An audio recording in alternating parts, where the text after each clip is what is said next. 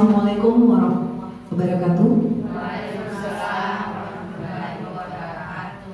Selamat siang. Ya. Alhamdulillah wa syukurillah wa la haula wa la quwwata illa billah. Senantiasa kita panjatkan puji syukur kehadirat Allah Subhanahu wa taala sebagai salah satu ciptaannya. Tak lupa kita selalu menyebutkan rasa syukur tersebut ya Bapak Ibu guru hebat. Tak lupa pula terkirim teruntuk Nabiullah Muhammad SAW salawat serta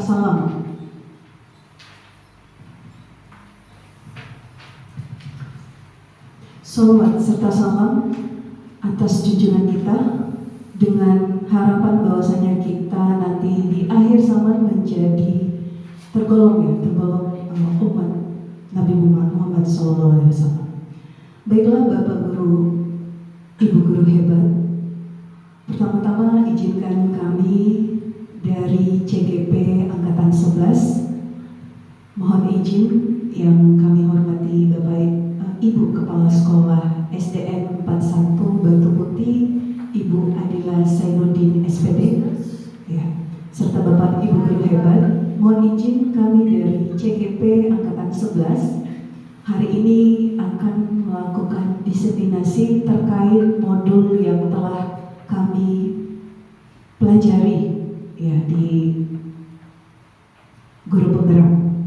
Adapun modul yang kami pelajari itu terkait dengan modul 1.4 yaitu budaya positif. Jadi diseminasi kali ini kami berencana ingin menyampaikan, ingin berbagi apa yang telah kami dapatkan kepada ibu-ibu guru hebatnya SDN 41 Batu Putih. Kebetulan kami ada berlima ya ibu-ibu. Saya nggak usah sebut bapak nih, karena bapaknya salah satu narasumber. Ya. Kami berlima di sini, ibu-ibu guru hebat, itu akan menyampaikan atau memaparkan masing-masing topik yang berbeda, tapi masih dinaungi atau satu lingkup terkait dengan budaya positif. Dan insya Allah apa yang akan kami bagikan itu bisa bermanfaat nantinya dan menjadi berkah buat kita semua, tidak hanya kami tapi juga buat ibu-ibu guru hebatnya di SDN 41 Batu Putih. Namun sebelumnya ibu-ibu, kami memohon ada arahan sedikitlah dari Ibu Adila Zainuddin SPD selaku pimpinan atau selaku kepala sekolah dari SDN 41 Batu Putih. Kepada Ibu kami persilakan.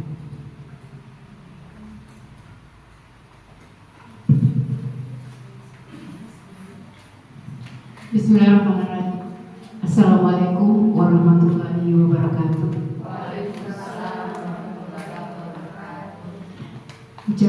Ucapan syukur alhamdulillah senantiasa kita panjatkan kehadirat Allah Subhanahu wa taala atas berkat rahmat dan hidayahnya sehingga pada siang hari ini kita masih diberi kesempatan, kesehatan, waktu untuk mengikuti kegiatan diseminasi yang insya Allah akan dibawakan oleh guru-guru hebat dari calon guru penggerak.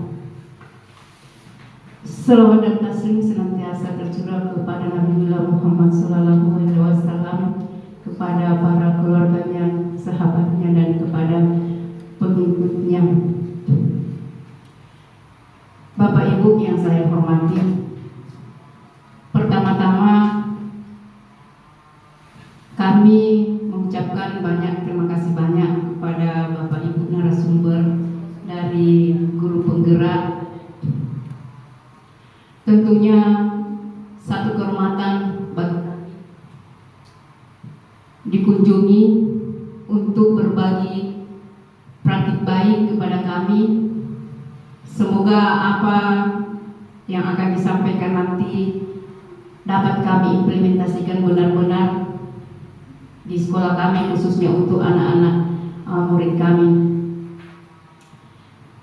Kemudian ucapan terima kasih juga kepada Bapak Ibu Guru SDN 41 Batu Putih yang begitu bersemangat untuk menerima pengalaman dari teman-teman guru penggerak angkatan 11 ini. Itulah esensinya belajar, mau memberi dan mau menerima. Apapun yang kita lakukan di sini adalah untuk kebaikan anak-anak kita di masa depan, baik nanti, sekarang, dan selanjutnya.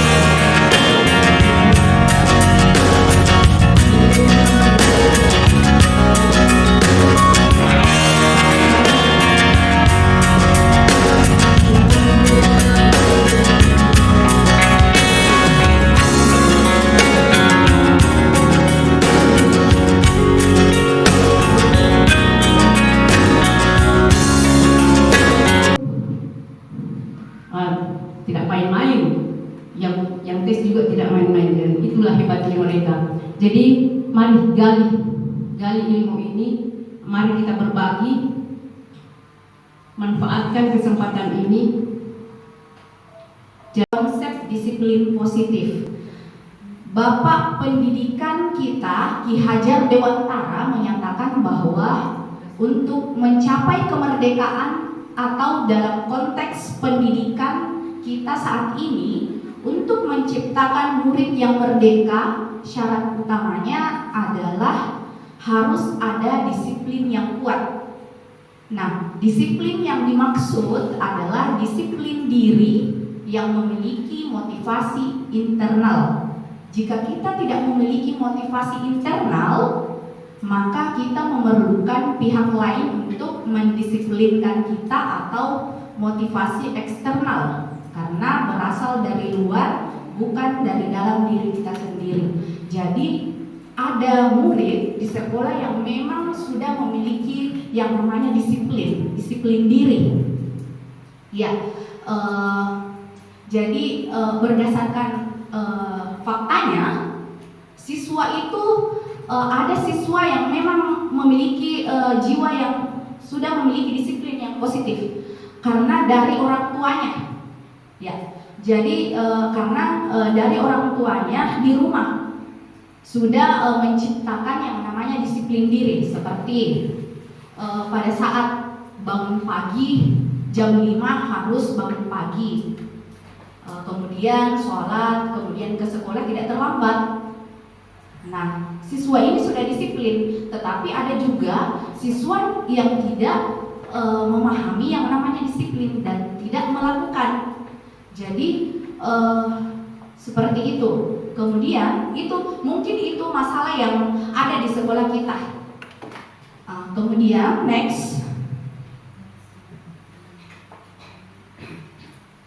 ya, disiplin yang dimaksud adalah disiplin diri yang memiliki motivasi internal. Jika kita tidak memiliki motivasi internal, maka kita memerlukan pihak lain untuk mendisiplinkan kita atau motivasi eksternal karena berasal dari luar, bukan dari dalam diri kita sendiri. Pemikiran Ki Hajar Dewantara dan pandangan Diana Gosen menyatakan bahwa disiplin artinya belajar. Kata disiplin juga berasal dari akar kata yang sama dengan disiplin atau murid atau pengikut. Untuk menjadi seorang murid atau pengikut, seseorang harus paham betul alasan mengapa mereka mengikuti suatu aliran atau ajaran tertentu. Sehingga motivasi yang terbangun adalah motivasi intrinsik, bukan ekstrinsik. Ya, jadi maksudnya ini adalah murid juga tahu mengapa dia disiplinkan, mengapa harus memiliki sikap disiplin positif. Jadi kita harus menyampaikan dulu tujuannya, terus manfaatnya bagi dirinya, sehingga siswa paham dan mudah untuk melakukan. Kemudian, disiplin diri dapat membuat seseorang menggali potensinya menuju kepada sebuah tujuan mulia, sesuatu yang dihargai dan bermakna. Dengan kata lain, disiplin diri juga mempelajari bagaimana cara kita mengontrol diri dan bagaimana menguasai diri untuk memilih tindakan yang mengacu pada nilai-nilai yang kita hargai agar tercapai tujuan mulia yang diinginkan. Seseorang yang memiliki disiplin diri berarti mereka bisa bertanggung jawab terhadap apa yang dilakukannya karena mereka mendasarkan tindakan mereka pada nilai-nilai kebajikan universal. Jadi sebelum kita mendisiplinkan murid, kita sebagai guru harus mendisiplinkan diri. Jadi seperti itu. Jadi ada guru yang biasanya yang faktanya ini yang saya lihat biasanya guru terlambat ke sekolah, kemudian pastinya susah untuk menegur murid karena dirinya juga tidak memiliki disiplin. Jadi untuk mendisiplinkan murid sebagai guru kita harus memiliki sikap atau jiwa yang disiplin positif seperti itu. Kemudian next, ya, nilai-nilai kebajikan yang diyakini dan disepakati bersama adalah nilai-nilai kebajikan yang ingin dicapai oleh setiap anak Indonesia yang terkenal dengan profil pelajar Pancasila. Nilai-nilai tersebut bersifat universal dan lintas bahasa, suku, bangsa, agama maupun latar belakang. Profil pelajar Pancasila ini yang pertama beriman, bertakwa kepada Tuhan Yang Maha Esa dan berakhlak mulia, mandiri, bernalar kritis, berkebinekaan global, bergotong royong dan kreatif. Saya rasa semua guru di Indonesia pasti tahu ini karena kita sudah melaksanakan di sekolah masing-masing, yaitu profil pelajar Pancasila kurikulum Merdeka. Ya, lanjut. Next. Ya, jadi di sini ada namanya IBO, Primer Years Program Sikap Murid. Yang pertama, toleransi, rasa hormat, integritas.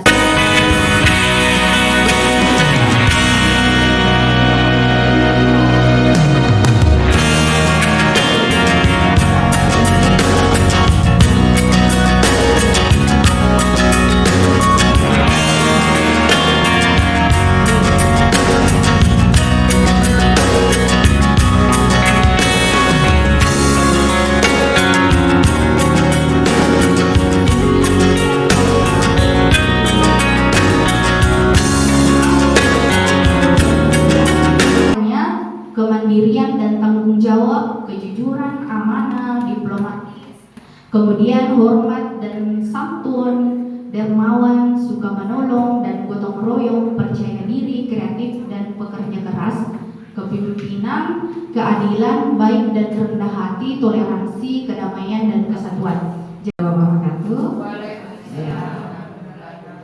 Apa kabar Bapak Ibu? Ya, amin. Terima kasih. Hari ini saya mengucapkan terima kasih atas kesempatannya. Saya akan menyampaikan nanti tentang teori motivasi, hukuman dan penghargaan, restitusi dan keyakinan kelas. Ya, saya perkenalkan diri saya dulu. Nama saya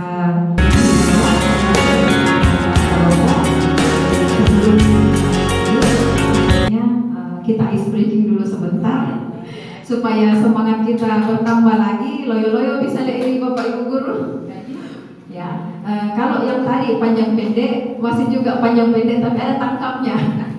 Ya, jadi berpasangan ki Bapak Ibu, silakan berdiri dulu. Ada berpasangan. Ya. Jadi ada yang begini tangan tak nanti. Pasangan tak. Ya, satu orang begini tangannya. Ya, ditangkap nanti. Ya, satu orang begini tangannya, yang satunya tangannya di sampingnya di luar. Ya, begini posisinya Bapak Ibu. Ya, begini. Nah, mana Bapak tadi? Saya kira ada tadi lelaki pasangannya. Oh, Bapak udah nanti. Jadi begini nih posisi Bapak Ibu. Kalau saya bilang panjang, tetap di panjang. Panjang, pendek. Nanti saya yang ini tidak panjang sama sekali ya. Panjang, pendek, panjang. Kalau sudah tangkap. Tapi kalau ini bisa menghindar, dia pindah begini tangannya. Jadi fokus nih. Ini melatih fokus ya. Jadi kalau saya bilang tangkap, kalau bisa kita tangkap benar Miki. Tapi kalau pindah tangannya lawan nanti. Oke? Oke. Tangkap. Oke. Ya, saya mulai ya. Udah begitu tangannya di luar begini. Ya di luar begini. Di luar begini.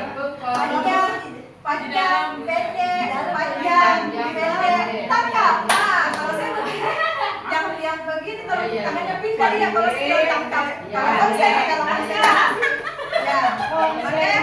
Kita mulai. Ya, konsentrasi. Oke.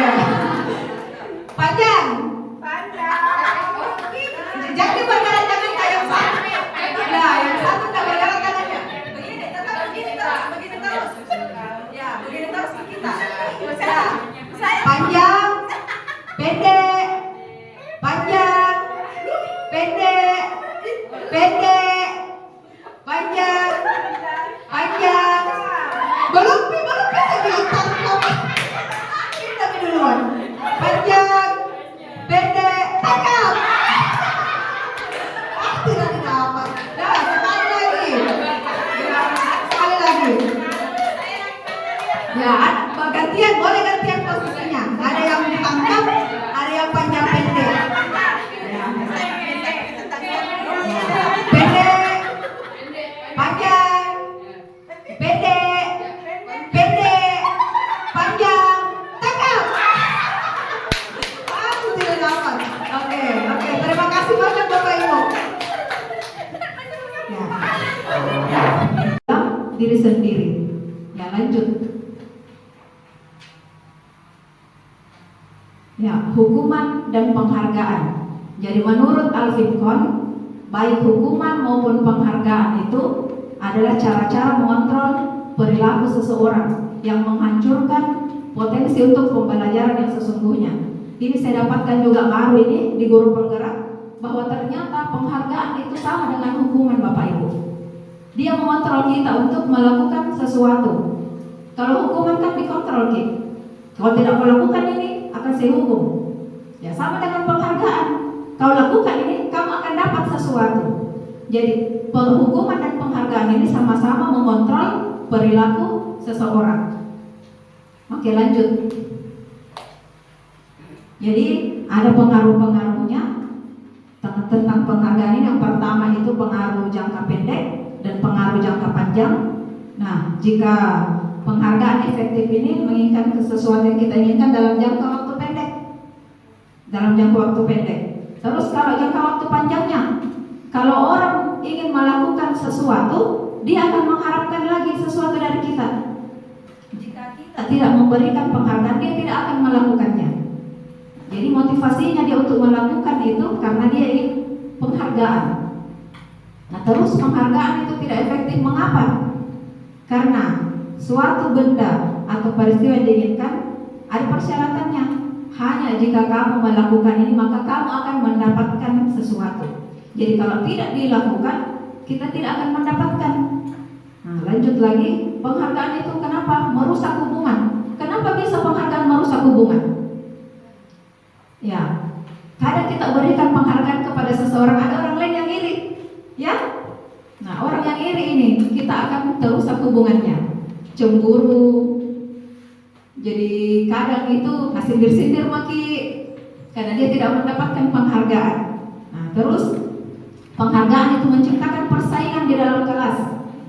Jadi kalau ada anak kita kasih penghargaan, nah, saingan mereka nanti di dalam kelas. Sementara persaingan itu memunculkan kecemasan.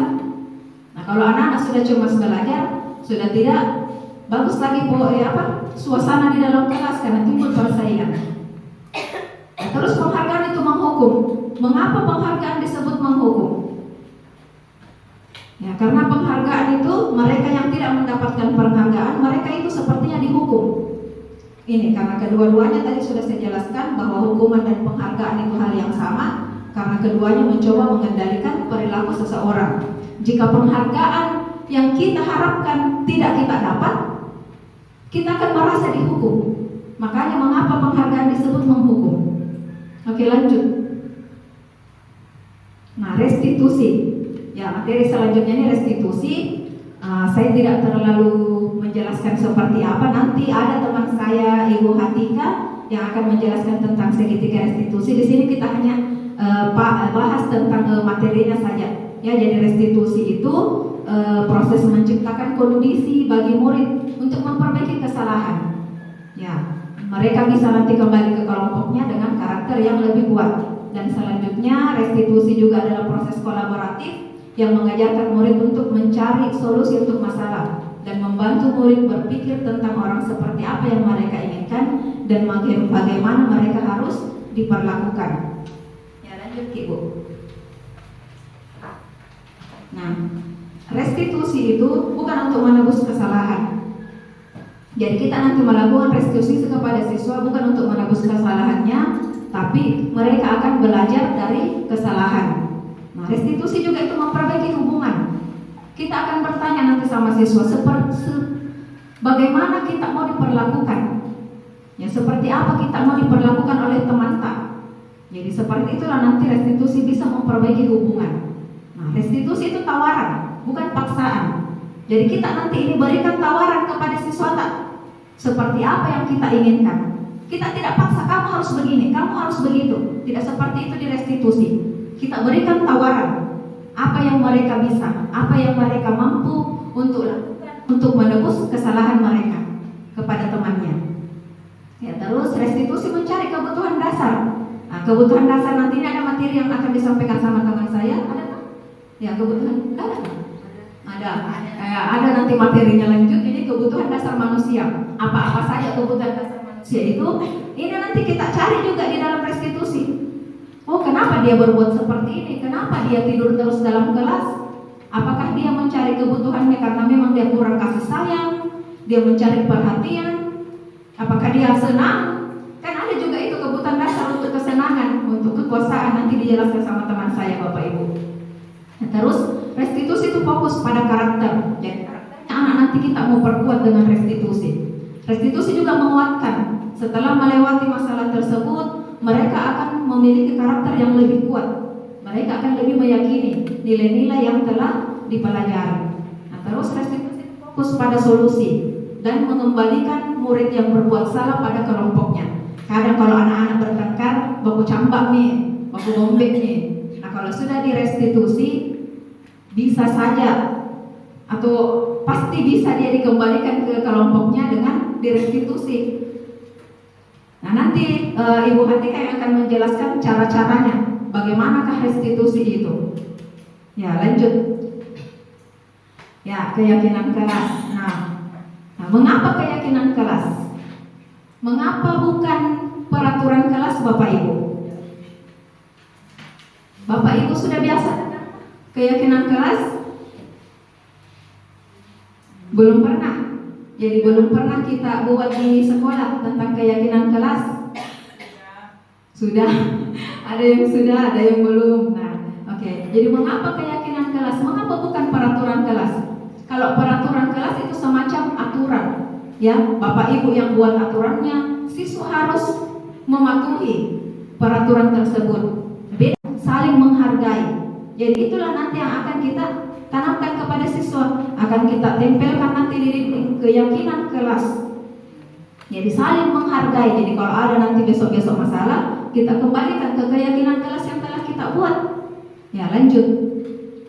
Nah, bagaimana cara-caranya? Nah, ini keyakinan kelas itu berupa pernyataan universal. Ya, berupa pernyataan universal, misalnya saling menghargai, tepat waktu datang ke sekolah, saling menghormati. Dibuat dalam bentuk positif. Jadi kalimatnya positif, Bapak Ibu, tidak boleh kalimat negatif. Dilarang buang sampah sembarangan. Tidak boleh ada kalimat Itu kalau di dalam keyakinan kelas kita bikinkan ke kalimat positif. Coba apa kalimat positifnya kalau dilarang membuang sampah sembarangan? Ya, buanglah sampah pada tempatnya. Jadi seperti itu nanti kalimatnya di keyakinan kelas. Tidak boleh ada kalimat negatif di dalamnya. Jadi ya, kita usahakan membuatnya dalam kalimat positif. Nah, keyakinan kelas juga tidak boleh terlalu banyak. Kalau terlalu banyak susah dipahami anak-anak, susah diingat. Ya, cukup 5, 6, tidak usah sampai 10. Terlalu banyak itu. Ya, anak-anak pusing nanti mengingat apa milik keyakinan kelas tak ini. Ada lagi nanti kamu temannya. Apa keyakinan kelas ini? Yang tadi kita sudah paparkan tentang apa nih kalau kamu kita mantap di dalam kelas. Dan hafal itu kalau terlalu banyak kita kasih. Ya, kalau cuma 5 atau 6, aneh Bu, tidak boleh kamu teman dalam kelas itu saling menghargai Ki. Ya, jadi bisa terekam di otaknya mereka. Ya, lanjut. Sesuatu yang dapat diterapkan di lingkungan. Jadi apa yang kita bisa terapkan di sekolah itu yang kita masukkan nanti di keyakinan kelas tak. Ya, jadi yang kita bisa terapkan. Dan semua warga kelas berkontribusi. Jadi semua diskusi kita dengan murid bukan kita yang putuskan. Kita hanya membantu apa-apa yang kita meyakini di dalam kelas anak-anak saling menghargai Bu. Setuju Kika? Iya Bu, setuju. Kalau memang setuju bisa sama temannya kita buatkan nanti. Kita buatkan di kertas plano. Nanti kita kasih tanda tangan siswa tak dibawa. Ya. Saya lupa foto contohnya di sekolahku. Ya. Oke, sudah kayaknya. Nah, ini ada miskonsepsi tentang keyakinan kelas Bapak Ibu. Dengan keyakinan kelas yang ditempelkan maka sudah cukup. Sebenarnya itu miskonsepsi. Apa gunanya kalau cuma ditempel di kelas? Tidak ada tindak lanjut. Jadi tidak perlu ada tindak lanjut, tidak ada refleksi. Padahal sebenarnya ini kesadaran itu hadir dari dalam diri. Jadi kalau sudah dari dalam diri tapi sadar, disiplin positif tak sudah ada, nilai-nilai kebajikan universal yang tadi Ibu Rosida sudah paparkan itu sudah tertanam di dalam hati. Insya Allah keyakinan kelas yang kita paparkan sama siswa yang kita setujui bersama itu akan diterapkan dalam sehari-harinya. Bukan cuma di lingkungan rumah, di lingkungan sekolah, bisa juga dibawa ke lingkungan rumahnya nanti. Ya, jadi kesadaran hadir dari dalam diri. Sementara hukuman dan penghargaan itu, kalau penghargaan itu bisa bentuk barang, bisa berupa status, ya, konsekuensi maupun apresiasi itu semuanya hadir dari luar yang diberikan oleh orang lain. Jadi ini sangkutannya tadi dengan motivasi internal dan eksternal. Ya, jadi untuk menghadirkan kesadaran itu dibutuhkan konsistensi dari seluruh komunitas sekolah dan sistem pendukung tadi sekolah untuk melakukan tindak lanjut, memastikan konsekuensi dijalankan dengan bertanggung jawab dan diskusi atau refleksi setiap hari. Jadi keyakinan kelas tak ini bukan hanya ditempel, tapi kita butuh konsistensi. Kita implementasikan dalam kehidupan tak, kita konsistensi juga melaksanakan. Karena kalau tidak konsistensi, untuk apa kita tempel saja itu? Harus konsistensi dilaksanakan itu. Dan selalu refleksi, ya, refleksi terus supaya lebih murid tak lagi diingatkan selalu, ini anak-anak keyakinan kelas tak, jadi supaya tidak lupa. Ya, oke. Terima kasih Bapak Ibu.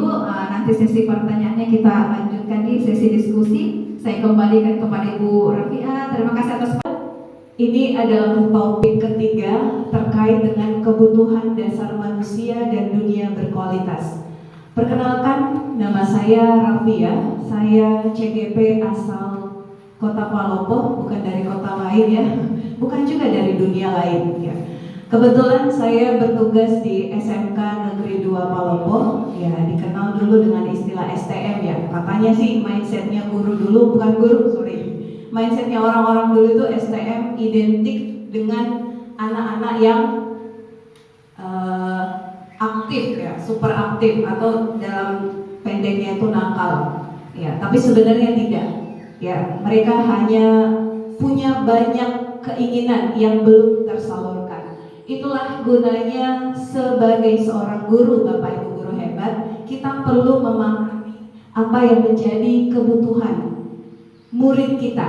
Sehingga apa? Sehingga kita bisa menciptakan nanti suasana kelas yang menyenangkan, kita bisa menjalankan proses pembelajaran yang benar-benar sesuai dengan apa yang mereka butuhkan. Iya. Baik, silahkan dilanjutkan Ibu Operator. Iya. Wah, kayaknya kecil ya Bapak Ibu ya. Bisa dibaca ya? Oh boleh. Baik. Kalau tadi 2 orang pemateri sudah mengajak Bapak Ibu guru hebat untuk ber-ice breaking, saya ingin mengajak Bapak Ibu guru hebat untuk mari berpendapat. Ya. Saya punya satu kasus Bapak Ibu guru hebat di atas, dan ini kemungkinan kalau di tingkatan sekolah dasar ya, bukan tingkatan sekolah dasar lagi, di semua jenjang pendidikan, baik itu SD, SMP maupun SMA, SMK, ini mungkin saja terjadi. Ibu Ambar, guru wali kelas 2A di SD Pelita Hati, sedang bingung menghadapi ulah salah satu muridnya di kelas yang bernama Doni. Ya, ini bukan Donian Ibu ya. Beberapa anak di kelas 2A telah datang pada Ibu Ambar dan mengeluhkan sikap Doni yang sering kali meminta bekal makan siang mereka dengan paksa. Ya, jika Bapak Ibu dalam posisinya Ibu Ambar, kira-kira apa yang akan Bapak Ibu lakukan? Dan kira-kira menurut Bapak Ibu guru hebat, apa alasan Doni melakukan itu? Ada mungkin yang bisa sharing sedikit sama kita? Kira-kira kalau Ibu jadi Ibu Ambar, wali kelasnya si Doni, apa yang Ibu lakukan? Apakah langsung memanggil si Doninya, terus marah-marah sama Doni, kamu nggak boleh begini, kamu bla bla bla bla, saya kasih surat ini keluar dari kelas saya dan sebagainya. Apakah seperti itu Bapak Ibu guru? Tidak. Iya, tidak. Seharusnya bagaimana Bapak? Harus mengetahui latar belakang dia dulu. Si dianya siapa Bapak? Si Doni. Oh si Doni, ya. Harus jelas ya, kita tidak boleh ngambang ya. Mungkin dia itu punya alasan ketika dia meminta makanan dari temannya itu. Mungkin dia tidak disiapkan oleh dari ada banyak faktor. Ada kesan kurang mampu. Iya. Jadi memang perlu mencari tahu alasan dibalik, ya. Kenapa ya? Iya. Jangan dimarahi.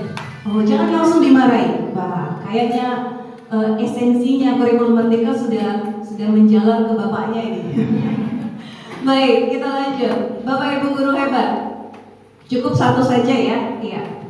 Kenapa perlu seorang guru memahami karakteristik peserta didiknya? Kenapa Bapak Ibu guru perlu memahami motivasi di balik kelakuan peserta didiknya? Dan kenapa Bapak Ibu guru perlu mengetahui apa sebenarnya kebutuhan dasar manusia itu? Hal ini tentunya bisa menjadikan dasar Bapak Ibu guru untuk bergerak ke depannya. Boleh dilanjutkan? Iya, saya menunggu Ibu. Iya. Iya. Jadi laku seseorang Bapak Ibu guru hebat, bagaimana kita bersikap itu sebenarnya tidak hanya dipengaruhi oleh motivasi yang disampaikan tadi oleh salah satu rekan saya. Salah satu alasan juga yang mempengaruhi bagaimana seorang individu bertindak atau murid kita di dalam kelas itu bergerak atau berkelakuan itu karena ada kebutuhan yang dia cari. Nah, tugas kita kemudian adalah mengetahui apa saja sebenarnya yang menjadi kebutuhan dasar manusia itu. Secara umum, kebutuhan dasar manusia itu ada 5, Bapak Ibu. Ini sebenarnya sudah Bapak Ibu guru hebat tahu. Tinggal kami datang ke sini untuk menguatkan kembali. Ya. Jadi yang pertama, bukan yang pertama ya, yang seperti Bapak Ibu guru hebat lihat, kotak di atas itu berisikan beberapa tulisan yang membagi kebutuhan dasar manusia. Ya, jadi mulai dari kebutuhan bertahan hidup, kemudian ada kebutuhan rasa kasih sayang atau cinta ingin diterima, ataukah kebutuhan akan kekuasaan, penguasaan, ataukah kebutuhan tentang kesenangan atau fun, dan yang terakhir ada kebebasan atau freedom. Nah, kelima kebutuhan ini seyogyanya perlu dipahami oleh seorang guru. untuk lebih memahami. Ya Papa nak silahkan diambil. Iya, mantap. Tidak apa-apa Bu. Ya. Nah, ini kalau kita intrinsik lagi kebutuhannya, kira-kira mungkin karena dia haus, ya, seperti itu. Baik, kita lanjut Bapak Ibu guru hebat ya. Kita bahas sedikit saja mungkin. Silakan dipindahkan Bu. Nah, kita ke kebutuhan yang pertama, kebutuhan bertahan hidup atau dalam bahasa asing dikenal dengan istilah survival, survive, ingin bertahan hidup. Apa sih kebutuhan bertahan hidup ini? Ini kebutuhan yang bersifat fisiologis untuk bertahan. Ya, jadi Bapak Ibu serta murid yang ada di sekolah itu perlu memahami bahwasanya terkait dengan makanannya kita, kemudian terkait dengan kesehatannya kita, kemudian terkait dengan rumah kita, rasa aman di dalam diri kita, dan pakaian yang kita kasih sayang, atau kebutuhan untuk menjadi satu bagian di dalam satu kelompok tertentu. Ini itu tidak lain dan tidak bukan mengarah ke kebutuhan yang kedua ini. Pemenuhan akan kasih sayang, pemenuhan akan ingin diterima, diakui, dicintai, bukan diakui, dicintai oleh lingkungan kita. Jadi kalau anak-anak Bapak Ibu caper itu di kelas ya, kemungkinan ya, bukan kebetulan, kemungkinan yang dia cari itu ini pemenuhan akan kasih sayang dan rasa ingin diterima di dalam kelasnya. Jadi jangan kayak bilang, ih caper, ya jangan. Rangkul dia, cari tahu, identifikasi apa yang dia inginkan dan bagaimana kebutuhannya. Silahkan dilanjut Ibu. Yang ketiga, ada kebutuhan penguasaan, power. Nah, ini kebutuhan terkait dengan kekuatan untuk mencapai sesuatu, menjadi kompeten atau menjadi terampil, diakui atas prestasi dan keterampilan kita, didengarkan dan memiliki rasa harga diri. Biasanya, kalau murid dengan kebutuhan penguasaan yang tinggi, umumnya dia suka jadi pemimpin. Ya. Jadi ketika ada murid tak di dalam kelas, dia suka diperhatikan, dia jadi trending center di dalam kelas, dia ingin hanya dia saja yang menjadi pemimpin, penguasa di dalam kelas, berarti dia ingin memenuhi kebutuhannya sebagai penguasa. Jadi kebutuhan powernya itu besar di dia. Nah, tugasnya kita apa? Tugasnya kita mengontrol, ya, mengontrol agar tidak berlebihan, seperti itu. Selanjutnya ada kebebasan. Nah, kalau kebutuhan terkait kebebasan itu dia arahnya kemana? Kemandirian, otonomi, memiliki pilihan dan mampu mengendalikan arah hidup seseorang. Di sini kebutuhan akan kebebasan tinggi menginginkan pilihan. Mereka perlu banyak bergerak, suka mencoba-coba. Nah, ini tidak terlalu terpengaruh orang lain dan senang mencoba hal baru yang menarik. Terkadang juga kita mendapatkan tipikal siswa yang suka mencoba hal baru di dalam kelas. Dia suka akan sesuatu yang baru. Ketika kita mengajarkan sesuatu, dia excited, dia merasa tertarik, kemungkinannya dia ingin memenuhi kebutuhan akan kebebasannya dia. Memberikan kebebasan kepada murid untuk memilih, ya, di dalam kelas. Contohnya, misalnya Bapak Ibu memberikan pilihan, kamu mau duduk di mana nak? Suka di depan atau di belakang? Itu salah satu cara ibu memenuhi kebutuhan akan kebebasannya siswa. Dan yang terakhir ada kebutuhan apa ya Bu ya? Kebutuhan apa ya Bu? Kesenangan. Kalau tadi kebebasan, freedom, ini kesenangan, fun. Ya, ini terkait apa sih? Kebutuhan untuk mencari kesenangan, bermain dan tertawa, serta kebutuhan akan kesenangan dengan belajar. Kalau dalam posisi kita sebagai guru, kita mengidam-idamkan itu siswa senang dengan belajar di dalam kelas. Nah, inilah yang kita arahkan. Kebutuhan kesenangan siswa tidak hanya sekedar bermain saja, tidak hanya sekedar tertawa lepas saja, tidak hanya bersenda gurau dengannya saja, tapi kesenangannya dalam belajar. Itu yang akan kita coba gali dan arahkan. Nah, ketika Bapak Ibu sudah mulai memahami kelima kebutuhan dasar manusia ini dan diterapkan, diimplementasikan untuk mengidentifikasi laku murid kita di dalam kelas, insya Allah kita bisa menciptakan suasana belajar pembelajaran itu yang menyenangkan, yang benar-benar berbasis kebutuhan siswa. Jadi tidak hanya sekedar ditahu motivasi apa ya, kita perlu tahu kebutuhannya juga apa. Kita coba penuhi Bapak Ibu. Terkadang seperti ini, saya berikan sedikit gambaran. Dulunya kita mengambil ini kadang saya lupa ini apa yang saya mau bilang. Mengibaratkan ya, kita mengibarat itu datang ke sekolah, ibaratnya botol kosong ya Bapak Ibu ya. Dulu kan ibaratnya gitu ya. Iya. Jadi murid itu diibaratkan botol kosong, datang ke sekolah, Bapak Ibu guru mengisi dengan air. Air itu diibaratkan apa? Air itu diibaratkan sebagai ilmu, informasi yang diberikan kepada siswa. Sekarang mindset itu kita ubah sedikit Bapak Ibu guru hebat. Sekarang siswa kita ibaratkan toples kosong dengan toples yang berisikan cinta. Bapak Ibu guru mungkin tidak sadar bahwa banyak dari anak-anak kita, murid kita, ibaratnya toples kosong. Toples kosong itu apa? Dia tidak mendapatkan cinta di rumahnya. Dia tidak cukup kasih sayang di rumahnya. Dia tidak cukup perhatian di rumahnya. Ketika siswa seperti ini, apa yang Bapak Ibu guru sampaikan itu tidak akan meresap 100% ke anaknya. Mereka harus dirangkul dulu. Mereka harus diidentifikasi dulu. Mereka harus ditahu dulu apa kebutuhannya, apa yang mereka inginkan. Supaya apa? Bapak Ibu bisa memberikan sesuai dengan porsinya, dengan apa yang real mereka inginkan, butuhkan di dalam kelas. Beda lagi dengan anak yang berisikan toples cinta, kasih sayang. Anak yang sudah cukup cinta, kasih sayang, perhatian, datang ke sekolah, itu enak diajar. Kenapa? Karena memang real, mereka datang ke sekolah cari apa?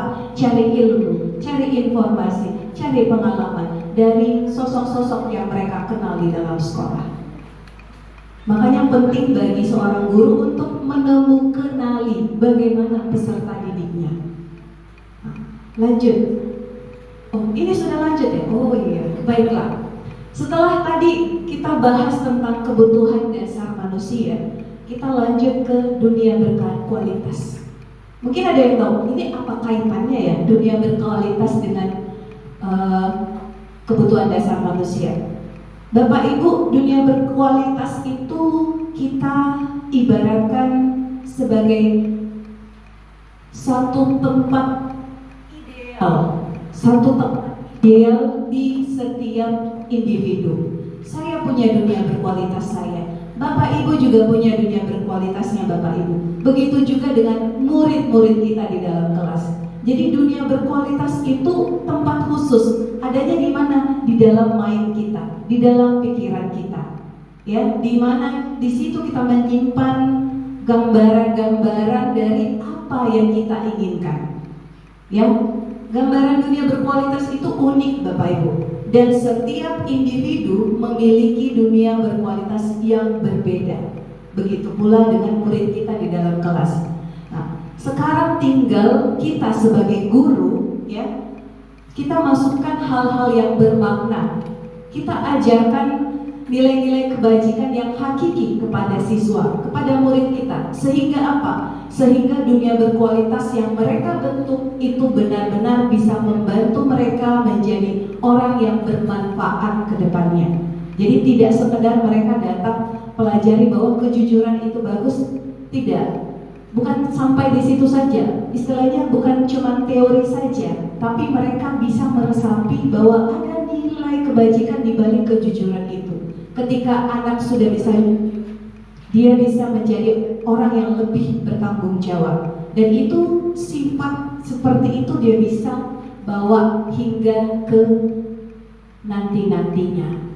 Ya, seperti itu ya Bapak Ibu ya. Ini kalau saya sih tidak terlalu panjang ya, karena apa yang saya sampaikan itu sebenarnya sudah Bapak Ibu guru hebat tahu. Tinggal bagaimana kita saling meluruskan atau saling menguatkan. Ada 2 poin yang ingin saya jadikan kesimpulan Bapak Ibu terkait apa yang saya sampaikan. Ya, mungkin bisa di next kan Ibu? 2 kali next, 2 sekali lagi. Iya, ini 2 titik poin kesimpulan saya Bapak Ibu, bahwa sebenarnya kebutuhan dasar itu bisa menjadi motif dari tindakan manusia. Tindakan manusia yang mana yang dimaksudkan ini? Manusia dalam hal murid tak di dalam kelas, dan kitanya sendiri di dalam sebagai guru di dalam sekolah. Jadi ketika kita bisa mengetahui kebutuhan dasarnya siswa kita, itu bisa membantu kita ya, bisa membantu kita untuk mengetahui langkah apa selanjutnya. Sama seperti kasusnya Doni tadi. Kalau misalnya Bapak Ibu kembali ke kasusnya Doni yang tadi ya, Bapak Ibu mengajak Doninya bercerita, saya bosan dengan makanan saya Bu, jadi saya ambil di makanan teman-teman saya. Atau mungkin Doni bilangnya, tidak Jibu, saya cuma suka ganggu karena teman-teman saya yang lain suka Ji kalau saya ganggu. Nah, ketika Doni bercerita seperti itu, Bapak Ibu bisa mengidentifikasi ini sebenarnya Doni ingin memenuhi kebutuhan apanya. Nah, sehingga bisa lanjut ke langkah step treatment selanjutnya. Yang kedua Bapak Ibu, guru, kita semua, pendidik yang ada di sini maupun di luar sana, itu dapat mengambil peran dalam dunia berkualitas murid. Dengan cara apa? Dengan cara menanamkan nilai-nilai kebajikan kepada mereka. Kalau berbicara nilai-nilai kebajikan kan tadi sudah dibahas sama teman-teman saya di awal ya. Bagaimana berbudi pekerti yang luhur, bagaimana bertanggung jawab ya, jujur dan sebagainya. Atau sekarang sih lagi digaungkan itu murid profil pelajar Pancasila ya, yang terdiri dari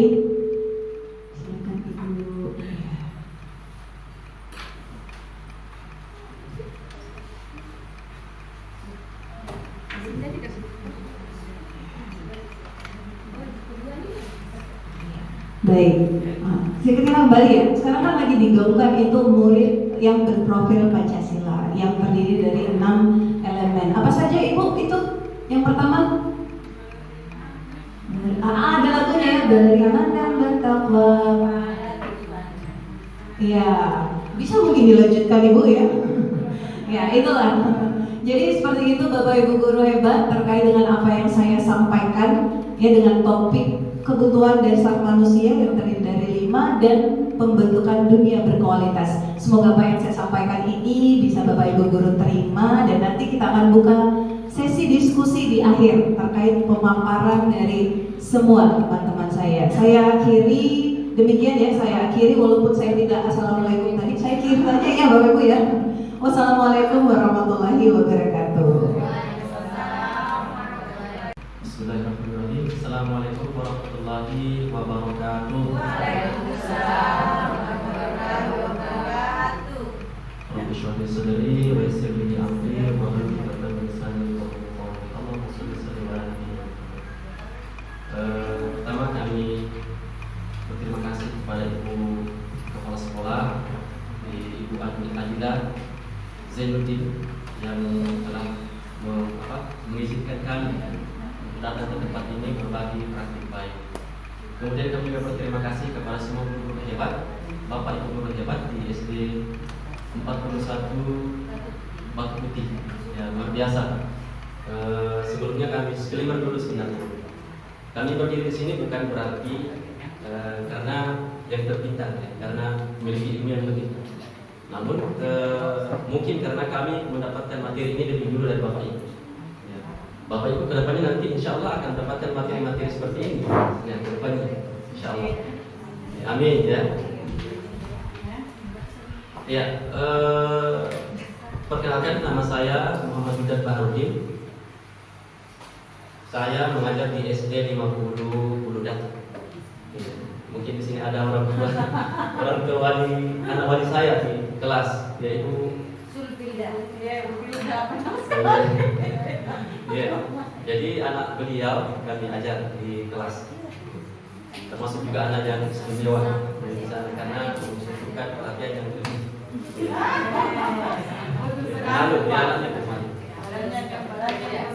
Baik Bapak Ibu, kami di sini akan membawakan materi 5 posisi kontrol guru. 5 posisi kontrol guru. Ya, tujuannya kita mengetahui pembelajaran ini.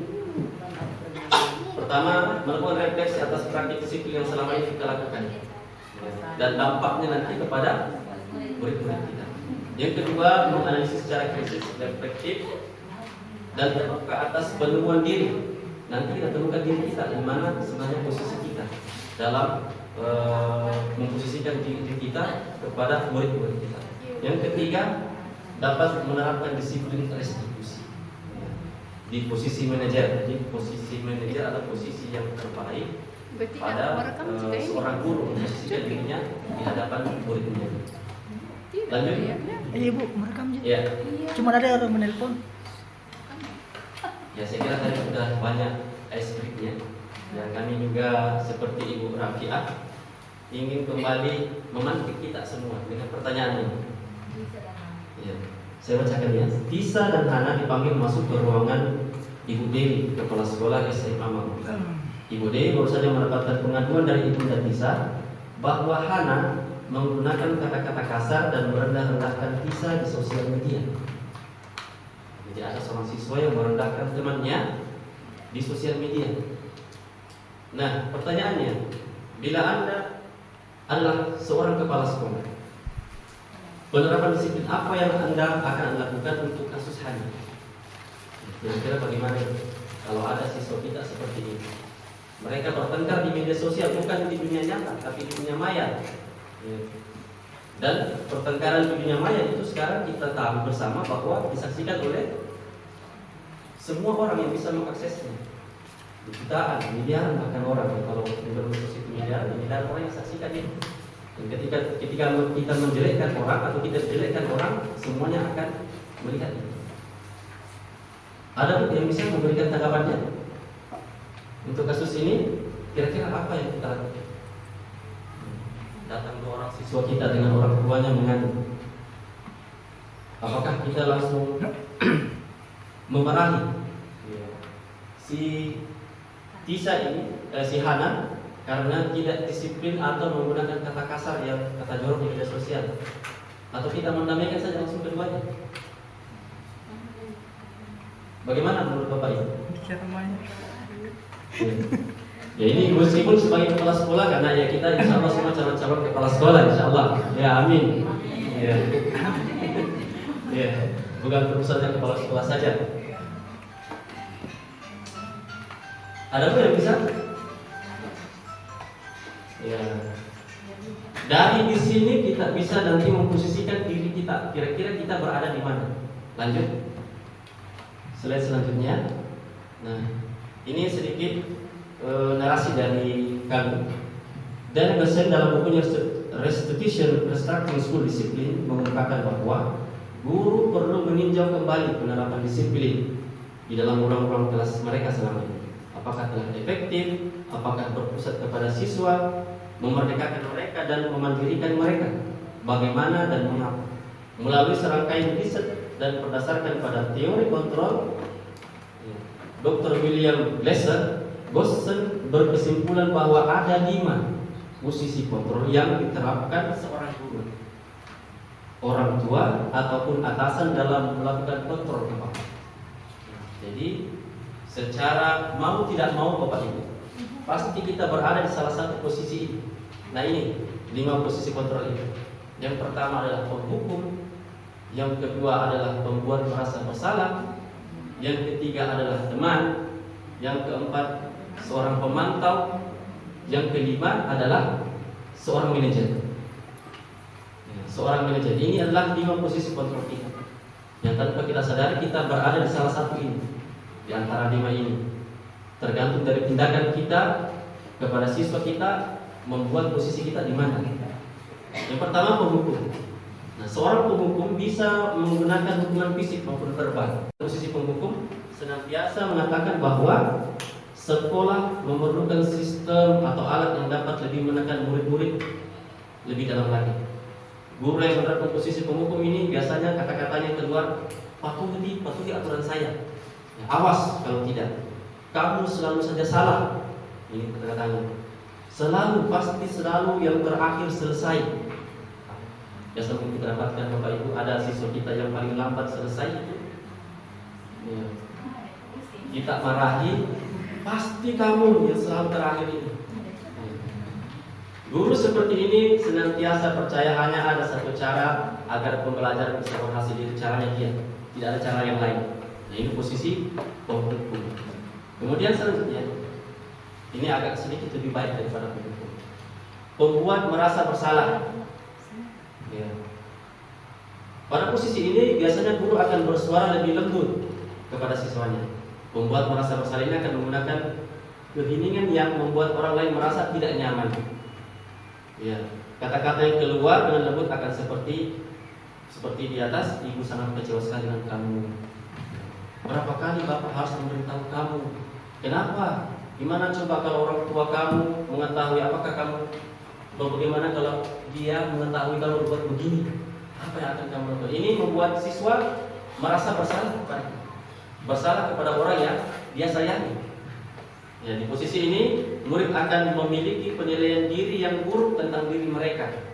Secara langsung kita akan membuat siswa kita itu menilai buruk dirinya sendiri. Murid merasa tidak berharga dan mengecewakan orang-orang yang disayangi sehingga mentalnya menjadi turun. Ya, mental mereka menjadi turun. Ini posisi yang kedua. Selanjutnya Ibu, slide yang selanjutnya, seorang teman. Ya, lewat satu kali.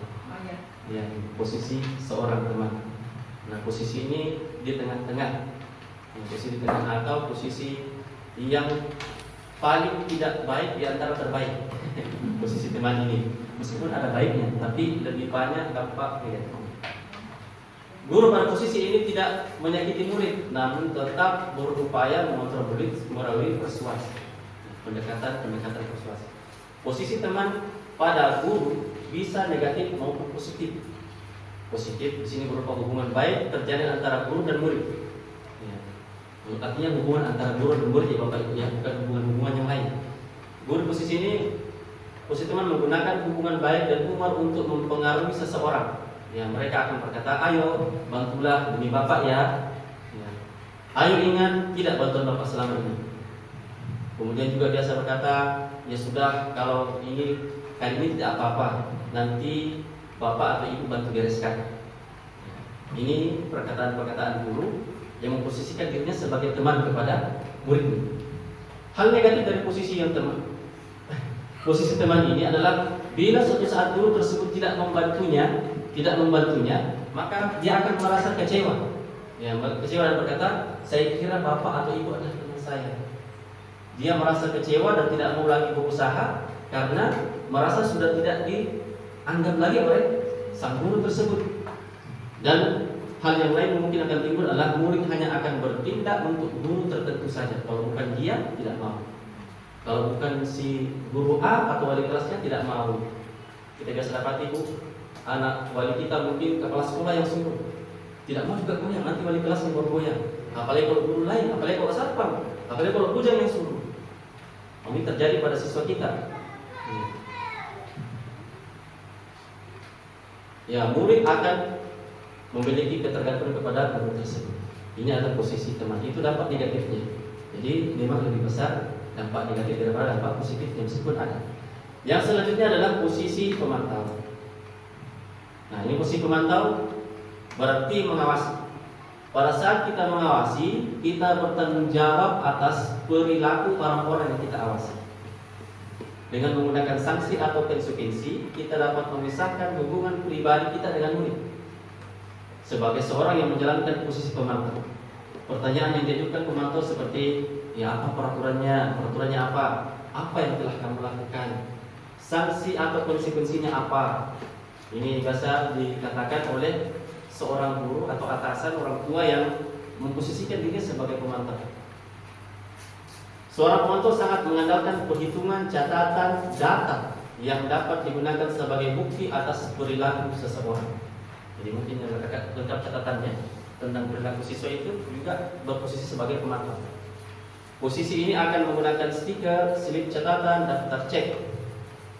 Posisi pemantau sendiri berawal dari teori stimulus respon yang menunjukkan tanggung jawab guru dalam mengontrol muridnya. Jadi ini posisi pemantau Bapak Ibu. Ketika guru mengawasi muridnya, namun ini posisi ini baik. Ini baik, terbaik kedua dari 5 posisi ini. Nah, sekarang kita masuk ke posisi terakhir, posisi yang paling baik, yaitu seorang manajer. Nah, seharusnya semua kita berusaha untuk memposisikan diri kita sebagai manajer kepada siswa kita, murid-murid kita. Ini adalah posisi di mana guru berbuat sesuatu bersama dengan murid, mempersilahkan murid mempertanggungjawabkan perilakunya, mendukungnya agar dapat menemukan solusi atas permasalahan sendiri. Seorang manajer telah memiliki keterampilan di posisi teman maupun pemantau. Dengan demikian bisa jadi di waktu tertentu kembali pada kedua posisi tersebut. Jadi seorang posisi manajer itu sebenarnya sudah mencakupi pemantau dan teman. Ketika kita sudah berada manajer, secara otomatis kita bisa jadi pemantau dan posisi teman. Maka kita perlu mengacu kepada restitusi yang dapat menjadikan murid kita bertanggung jawab. Seorang manajer bagi dirinya sendiri. Di manajer ini, murid diajak untuk menganalisis kebutuhan dirinya maupun kebutuhan orang lain. Di sini yang kita yakini, apa yang kita yakini. Tentunya sebelum perkataan ini kita harus punya keyakinan kelas. Tadi sudah dibuat keyakinan kelas, itu penting Bapak. Ya, apakah kamu meyakininya? Ya. Jika kamu yakininya, apakah kamu bersedia memperbaikinya? Jika kamu memperbaiki ini, hal ini menunjukkan apa tentang dirimu? Apa rencanamu untuk memperbaiki hal ini? Ini pertanyaan-pertanyaan pada yang diajukan guru kepada siswanya ketika ia memposisikan diri sebagai seorang manajer. Maka ketika kembali kepada kasus Hana tadi yang membuli temannya, berkata kasar di media sosial, maka pertanyaan-pertanyaan seperti ini yang kita ajukan kepada si Hana untuk memperbaiki kesalahannya. Apa keyakinan yang kita yakini? Apakah menghargai dia berteriak menghargai temanmu? Oke, kalau begitu bagaimana sekarang solusinya? Bagaimana cara kamu memperbaiki masalah ini? Apakah kamu berjanji tidak akan mengulanginya kembali? Dan seperti itu.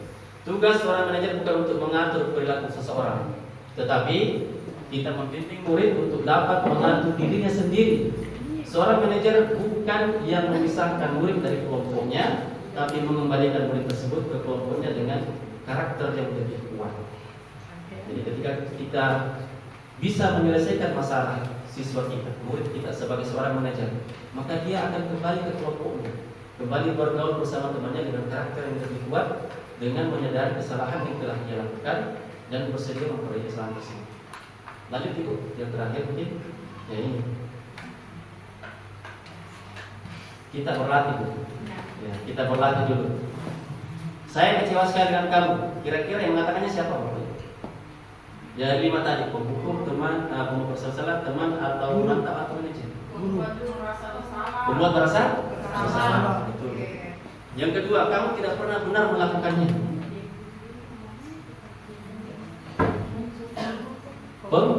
Pembuku, betul. Ayolah bukan diri saya ya. Teman, ya. Insyaallah sudah paham.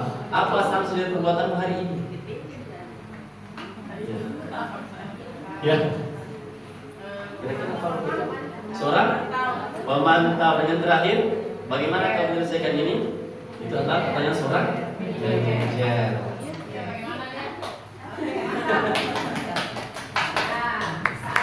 Ya, jadi pertanyaan ini kembali kepada diri kita masing-masing Bapak Ibu. Sekarang saat ini kita berada di posisi mana? Ya, kalau kita masih berada pada posisi 1, ya maka kita harus koreksi diri kita, beranjak ke poin selanjutnya.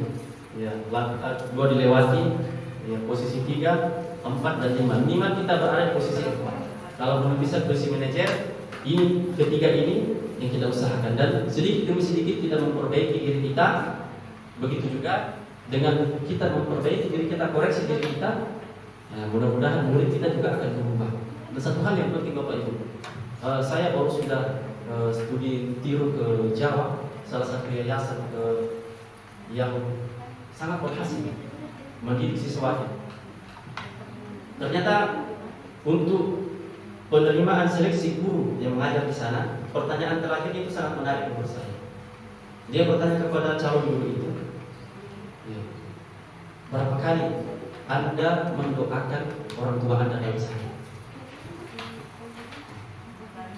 5 kali.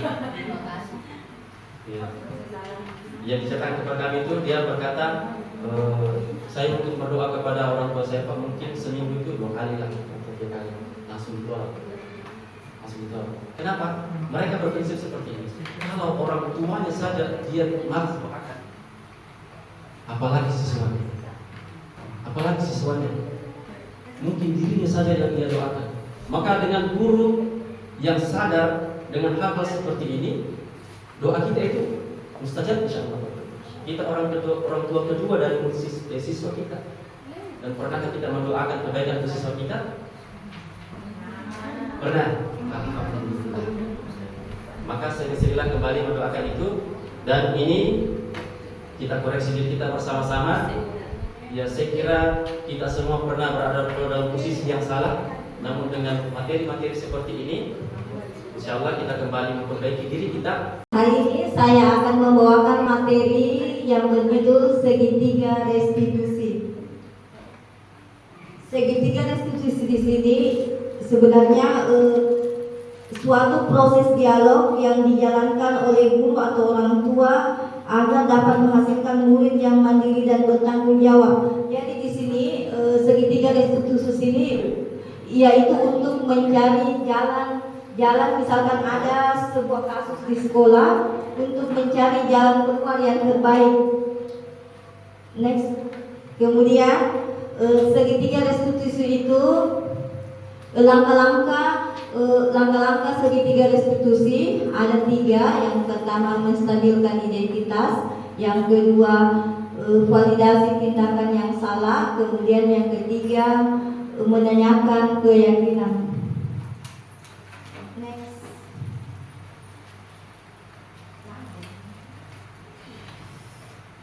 Kemudian yang pertama itu menstabilkan identitas itu berdasarkan prinsipnya membuat kesalahan adalah bagian dari proses pembelajaran. Jadi di sini misalkan ada kasus itu kasus yang dialami anak-anak di sekolah itu merupakan suatu pembelajaran. Kemudian jangan mengkritik murid yang sedang mengalami identitas.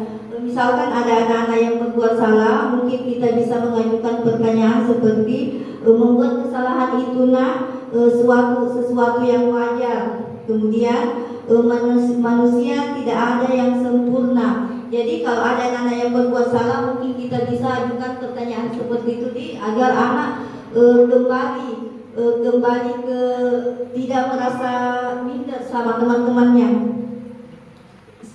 Ajukan pertanyaan yang pertama itu bisa kita bilang membuat kesalahan suatu yang wajar. Kemudian manusia tidak ada yang sempurna. Kemudian kita bisa memperbaiki masalah ini. Kita juga bisa, saya juga pernah melakukan kesalahan seperti itu.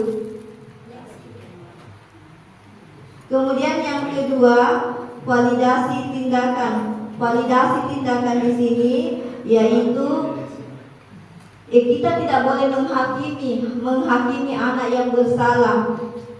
Kemudian mungkin ini anak-anak yang misalkan ada yang berbuat kesalahan itu mungkin dia membutuhkan sesuatu sehingga dia melakukan hal seperti itu. Kemudian di validasi tindakan ini kita bisa mengajukan pertanyaan seperti, kamu bisa saja lebih gegabah lagi dari ini. Kemudian kita juga bisa mengajukan pertanyaan seperti, kamu bukan melakukan tanpa suatu alasan. Next, Ibu. Kemudian yang ketiga, menanyakan keyakinan.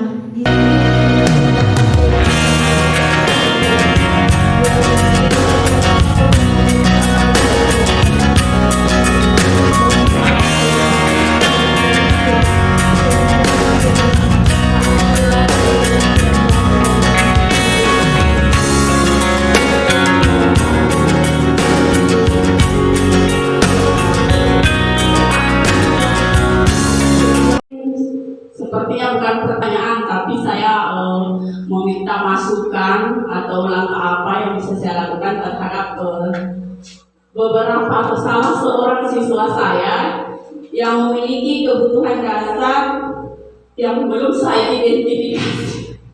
Karena saya baru tahu, masih baru ini kebutuhan dasar tadi ya. Terkait ada salah seorang siswa saya aktif di kelas, aktif, bahkan aktifnya bukan dia yang diajak ngobrol, dia yang menjawab, selalu mau maju ke depan. Saya meminta kira-kira apa yang bisa saya lakukan untuk anak ini bisa belajar bersama dengannya dengan baik, karena dia hampir tidak bisa duduk baik di tempat duduknya, seperti itu. Bismillahirrahmanirrahim. Assalamualaikum warahmatullahi wabarakatuh. Waalaikumsalam warahmatullahi wabarakatuh. Oke, saya akan bertanya karakter belajar anak-anak. Nah, karakter anak-anak ini kan ada tiga, tipe belajarnya kan ada tiga: visual, auditory, sama kinestetis. Nah, yang mau saya pertanyakan adalah cara penanganan anak yang tipe belajarnya kinestetik. Itu karena kalau kinestetik, kalau yang saya tahu itu dia harus bergerak dulu kesana kemari. Nah, kesalahan saya waktu itu menyuruh dia tenang, tapi tipe belajarnya dia kinestetik. Kalau kakak saya suruh dia tenang, pasti cara belajarnya dia pasti dia tidak maksimal, karena dia tidak bisa berpikir kalau tidak bergerak dulu. Nah, bagaimana cara penanganannya anak tipe belajar kinestetik? Terima kasih. Bila bisa bilang, Assalamualaikum warahmatullahi wabarakatuh. Kasus yang dijelaskan temannya tadi, teman kita, yaitu mengenai siswa yang aktif di dalam kelas. Itu menurut saya itu tidak bukan masalah. Jadi saya juga mengajar di SMP, ada beberapa siswa yang saya dapatkan di dalam kelas. Di dalam setiap kelas pasti ada siswa yang seperti itu, yang aktif. Nah, jadi cara saya dengan kelas itu disesuaikan dengan karakter siswa di dalam kelas, apa yang kita butuhkan di dalam kelas tersebut. Jadi pertama itu mungkin kita diskusikan dengan siswa yang aktif tadi, bagaimana kalau kita membuat satu keyakinan kelas yang bisa siswa tersebut melakukan hal itu. Misalnya siswa mendengarkan ketika gurunya menjelaskan. Kemudian itu kan kalimat positif. Kemudian otomatis siswa tersebut berpikir untuk melakukan hal yang seperti tadi sangat aktif di. Iya. Nah, setelah dijelaskan tadi oleh teman kami keyakinan kelas itu dengan menerapkan persekusi kepadanya. Ya. Setelah kita keyakinan kelas, misalkan ada poin yang berbunyi menjaga kenyamanan kelas, tertib saat belajar. Nah, ketika itu sudah menjadi keyakinan kelas kita, maka kita melaksanakan meminta siswa tersebut dengan hal persekusi tersebut. Bagaimana solusinya? Bagaimana apakah dengan aktif dalam kelas itu teman-teman kita menjadi nyaman atau tidak? Kemudian dia akan berpikir, oh ternyata teman saya tidak nyaman. Kemudian solusinya bagaimana? Juga kita bisa mengajak sesekali siswa kita outing kelas, ya, belajar di luar kelas. Ini kan juga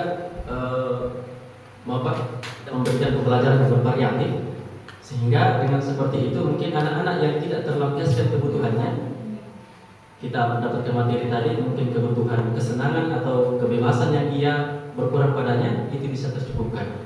Nah, dengan seperti itu kita memberikan kebutuhannya, mudah-mudahan anak itu bisa meredam ya sedikit aktivitas di dalam kelas. Ya, saya kira begitu dari Bapak Ibu. Membahas. Terima kasih. Assalamualaikum warahmatullahi wabarakatuh. Iya, baik. Bagaimana Ibu Isma, kita kembalikan dulu.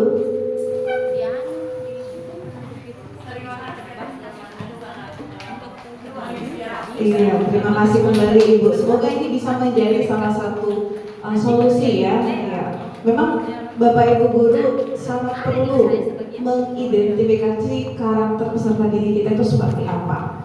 Pada satu jenjang sekolah, kalau kami di tingkat SMA SMK sebagai siswa baru kelas 10-nya, itu kami lakukan yang namanya tes diagnostik. Untuk apa? Untuk mengetahui karakter seperti apa mereka, untuk mengenal mereka lebih dalam. Mereka dari mana? Mereka sukanya itu dengan tipikal yang seperti apa? Apakah mereka suka melihat? Apakah mereka lebih suka mendengar? Ataukah mereka lebih suka berolahraga? Jadi tiap tes diagnostik ini memang tujuannya untuk mengenali karakteristik peserta didik kita. Dan itu kalau di SMK 2 itu alhamdulillah sudah kami lakukan. Sama kalau misalnya dalam posisi sebagai guru mata pelajaran, ya. Kadang itu sebelum kita mengajarkan satu topik tertentu, kita mau mengetahui sejauh mana kompetensi atau kemampuan peserta didik kita dalam materi yang akan kita ajarkan. Kita bisa melakukan tes awal. Untuk apa? Untuk mengetahui kemampuan awal mereka. Tapi untuk tes ini kayaknya tidak semua jenjang ya Bapak Ibu bisa dilakukan. Kalau di kelas 1 dan kelas 2 sekolah dasar itu beda lagi treatmentnya. Jadi memang kembali kepada situasi dan kondisi Bapak Ibu guru hebat sendiri. Ya, seperti itu ya Bapak Ibu guru ya. Baik, kita melangkah ke pertanyaan Pak Adi. Ya, ini menarik ini karena sudah membawa-bawa gaya belajar. Nah, kalau saya sih bahasakan ini gaya belajar ya. Memang ada peserta didik yang suka dengan gaya belajar visual, melihat, ada yang suka mendengar, audio, dan ada yang suka bergerak. Ya, seperti itu. Nah, saya bagaimana dengan Bapak? Bukan Bapak ya, Bapaknya lagi keluar. Dengan ibu-ibu, ya kira-kira kalau anak dengan, bukan anak, murid ya, murid dengan gaya kinestetik yang lebih besar, itu bagaimana sistem belajarnya ya? Begitu ya Pak Adi ya? Iya, baik. Bagaimana? Ibu-ibu bisa, kalau anak murid kita itu dia lebih suka gerak, ya, kinestetik itu banyak bergerak, Ibu, Bapak ya? Kira-kira sistem belajar yang seperti apa ya yang bisa kita terapkan agar bisa menarik perhatiannya di dalam kelas? Silakan berbagi, Bapak Ibu. Ditambahkan saja. Ya, terima kasih. Ini masalah gaya belajar sama yang tadi Ibu Rafia katakan tentang tes diagnostik. Ya, kalau saya itu Pak, saya lakukan 2 macam tes diagnostik. Yang pertama yang non kognitif dan yang kedua yang kognitif. Kalau yang non kognitif itu saya tanyakan memang di situ guru seperti apa yang kita mau. Ada selebaran saya bikin itu untuk anak murid saya. Dia deskripsikan dirinya di situ, cita-citanya, warna kesukaannya, tipe gurunya seperti apa yang dia suka, siapa yang temani dia di sekolah, di rumah kalau belajar. Ada itu saya punya. Terus yang lain itu tes yang kedua itu diagnostik kognitif ya, tentang kemampuannya. Disitulah nanti kita bedakan siswa tak. Pembelajaran berdiferensiasi ya. Ada yang suka audio, ada yang suka visual, ada yang kinestetik. Nah, kalau misalnya saya kan guru bahasa Inggris. Kalau misalnya saya ajarkan tentang greeting ya, salam. Ya, saya berikan percakapan. Ada nanti yang saya beda-bedakan saya bagi kelompoknya.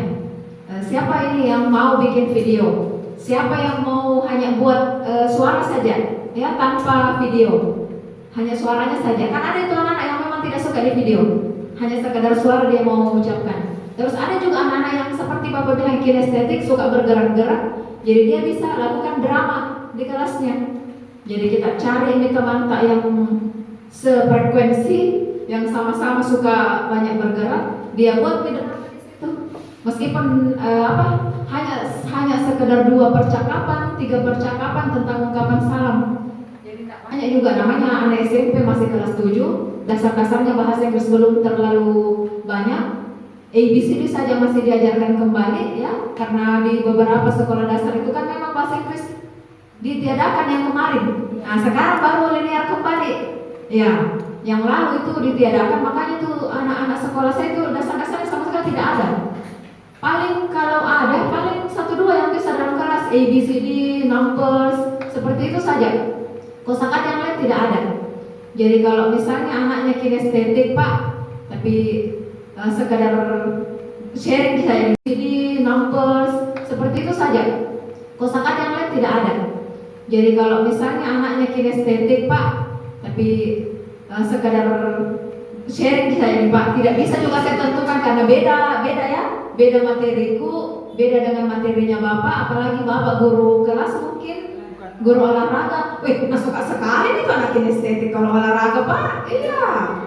Paling itu kalau olahraga kan materi hanya sebentar, lebih banyak praktiknya di lapangan. Wih, kandenya nih anak kinestetik itu kalau olahraga. Iya, rata-rata itu Pak yang saya lihat di sekolahku. Kalau anak-anak itu yang laki-laki itu memang rata-rata. Saya lihat kalau nilai rapornya itu tinggi semua olahraganya. Iya, di mata pelajaran olahraga, di mata pelajaran yang mengandalkan otak itu justru mereka agak rendah. Karena ya memang gaya belajar itu mereka berbeda. Giliran di olahraga, tinggi semua nilainya. Karena memang suka lompat-lompat, suka lari ke sana kemari. Suka sekali gitu kalau anak kinestetik itu mata pelajaran PJOK. Sama jadi seni budaya, banyak anak kinestetik suka seni budaya. Apalagi kan kalau di sekolah itu ada 2 seni musik, seni lukis dan seni tari. Meskipun itu anaknya kurang bisa kalau mata pelajaran tapi giliran nanti disuruh bikin drama, masuk sekali, pintar sekali acting. Iya. Sepertinya doyan memang acting mereka itu. Jadi ada banyak cara Pak, tinggal kita yang mau lihat anak tak seperti apa kesukaannya dia. Tapi saya rasa kalau PJO kan anak suka mentok itu, iya. Kan jarang-jarang dikit materi di kelas Pak, kebanyakan memang praktek iya. Jadi disitulah pentingnya juga kita lakukan diagnostik non kognitif sekalian juga kognitifnya. Ya itu saja Pak-nya saya. Lebih dan kurangnya mohon dimaafkan. Assalamualaikum.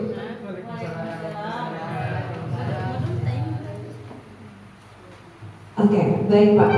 Jadi terkait memang pertanyaannya Bapak Ibu ya, kembali lagi ke basicnya kita sebagai guru ya, apalagi di kurikulum merdeka sekarang ya Bapak Ibu ya, itu memang pemusatannya itu lebih kepada peserta didik ya.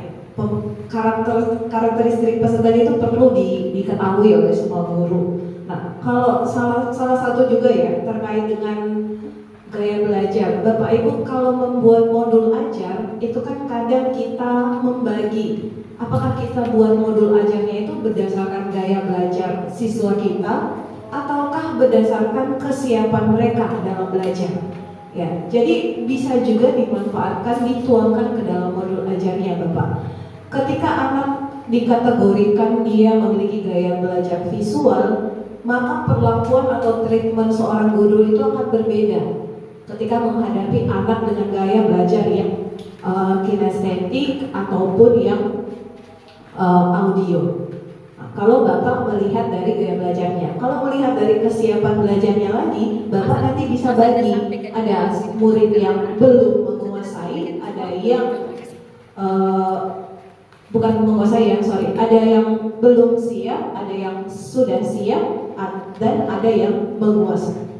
Ketika kita kategorikan murid tak ke dalam seperti itu berdasarkan kemampuannya itu di treatmentnya juga beda juga perlakuannya ya. Dan itu insya Allah kita temukan di kurikulum sekarang Bapak Ibu ya, di pembelajaran berdiferensiasi. Bagaimana mengajarkan pembelajaran berdasarkan kebutuhan murid kita di dalam kelas. Bagaimana Pak Adi, kita kembalikan dulu? Terima kasih. Ya, terima kasih. Jadi kita sama-sama sharing ya, Bapak Ibu sekalian.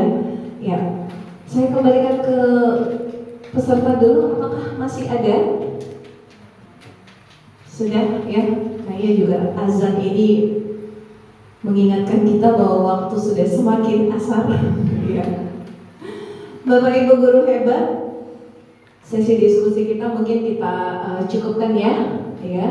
Mungkin ada kami di depan sekedar memberikan penguatan closing statement mungkin Ibu ya, terkait kegiatan yang telah kami lakukan bersama-sama pada sore hari ini. Kepada Ibu kami persilakan. Baik, terima kasih Bapak Ibu guru hebat, calon guru penggerak luar biasa. Kita beri aplaus dulu. Dan terima kasih juga kepada rekan-rekan Bapak Ibu guru SD 41 Batu Putih yang lebih hebat lagi. Ya, tanpa mereka tidak ada gunanya presentasi. Ya betul, begitu juga murid. Tanpa murid nggak ada kita guru. Kan makanya bersyukurlah kita ada murid. Jadi apapun yang kita lakukan upayakan untuk murid dan murid. Baik, diinformasikan kepada kita semua kalau di sini juga telah hadir pengajar praktik di belakang. Ya, beliau teman saya yang akan enam. Sebelum closing mungkin HP bukan?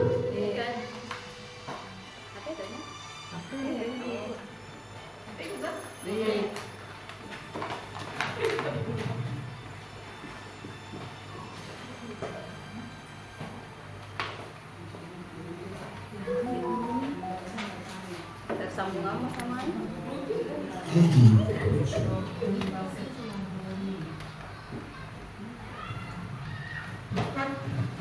Tapi rekan-rekan calon guru penggerak yang hebat, sebelum kita tutup izinkan saya mendengarkan refleksi dulu guru-guru saya, apa yang Bapak Ibu dapat supaya bisa ditindaklanjuti nanti. Insya Allah, ya bisa. Ayo semuanya merefleksi dulu. Iya, supaya saya tahu apa yang sudah kita pahami dari apa yang dipaparkan oleh calon guru penggerak kita. Silakan Bapak Ibu.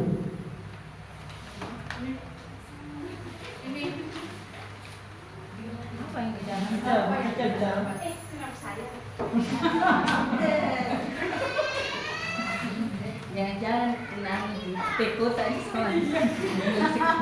Teko tak biar tanya sama teko tanya benar.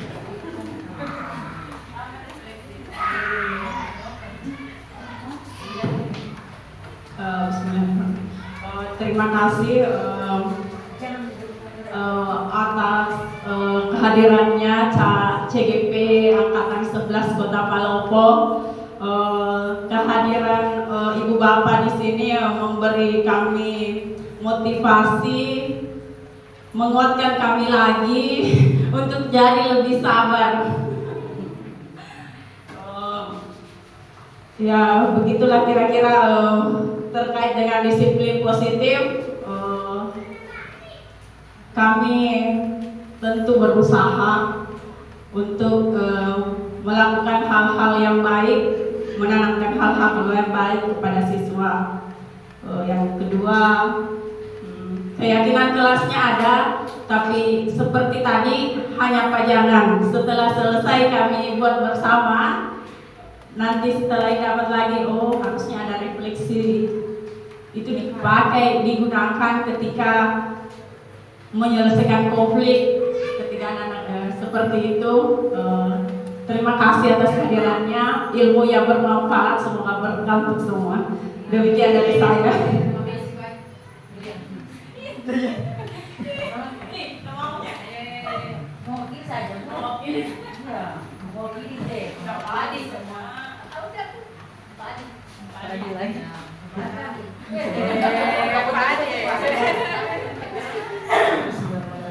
Assalamualaikum warahmatullahi wabarakatuh.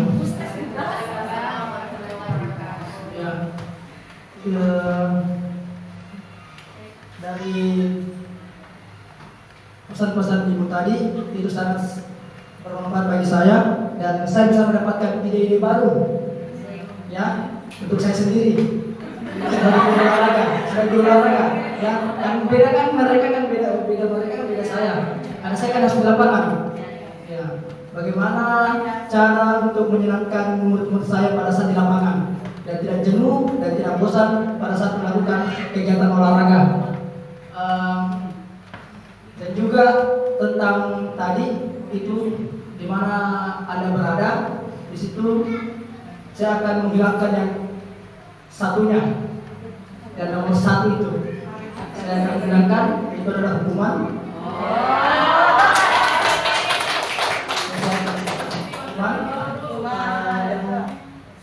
Tiga dan empat itu saya akan pertahankan karena itu bagus buat saya sendiri dan untuk juga anak-anak saya.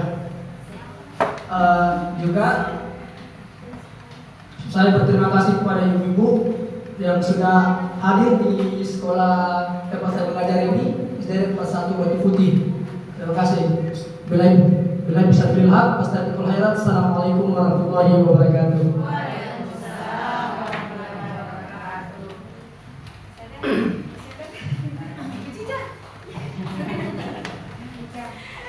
Baik, terima kasih banyak untuk Bapak Ibu Guru SD 41 Batu Putih.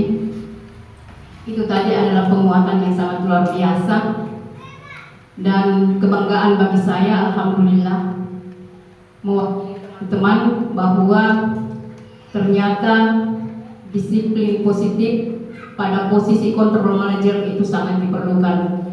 Disiplin positif pada posisi kontrol manajer itu sangat diperlukan. Mari sama-sama ini yang kita terapkan sebagai manajer, terutama di dalam kelas. Karena beberapa kali sudah diinformasikan